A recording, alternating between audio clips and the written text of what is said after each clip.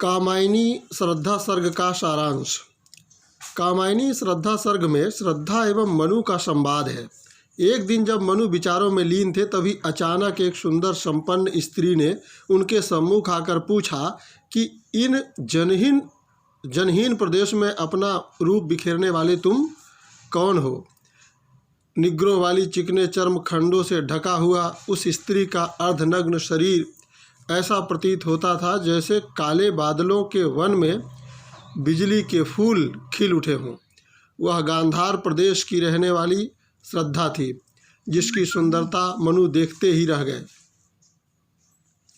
हिमालय के दर्शन के लिए वह घर से निकल पड़ी थी और एक वृक्ष के नीचे खाद्य सामग्री देखकर उसे अनुमान हो गया था कि प्रलय होने के बाद भी कोई व्यक्ति इधर निकट में अभी जीवित है। मनु ने कहा, मैं एक अभागा व्यक्ति हूँ। मैंने अपनी आँखों से असर के स्वप्न विनाश का क्रूर देखा है।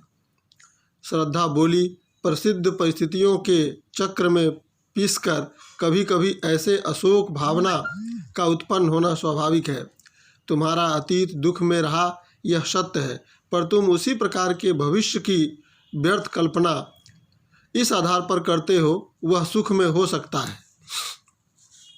जीवन में यदि सुख होता तो भी प्राणी उससे ऊब जाता। वस्तुओं के स्थायित्व को लेकर तुम क्या करोगे? जो वस्तु जीवन हो चुकी है उसका उपयोग नष्ट हो चुका है, उसे मिट जाने दो। परिवर्तन को नित्य नवीनता के रूप में देखो। किसी का एकाकी जीवन कभी सफल नहीं रहा था। यानी वो बताती है कि परिवर्तन प्रकृति का नियम है। बिना किसी प्रकार की हिचक के तुम्हारे जीवन में सुख भरने के लिए मैं तैयार रहूँगी। प्रत्येक कार्य के पीछे कोई न कोई उद्देश्य अवश्य होता है। कामायनी के श्रद्धा सर्ग में प्रसाद जी ने अपने उद्देश्यों का प्रतिपादन किया है और इन्हीं उद्देश्यों में प्रसाद जी के व्यक्तित्व विचार भी दृष्टिगोचर होते हैं। श्रद्धा का संक्षिप्त परिचय निराशा और पलायनवादी व्यक्ति के लिए आशा और कर्मठता का मधुर संदेश देती है।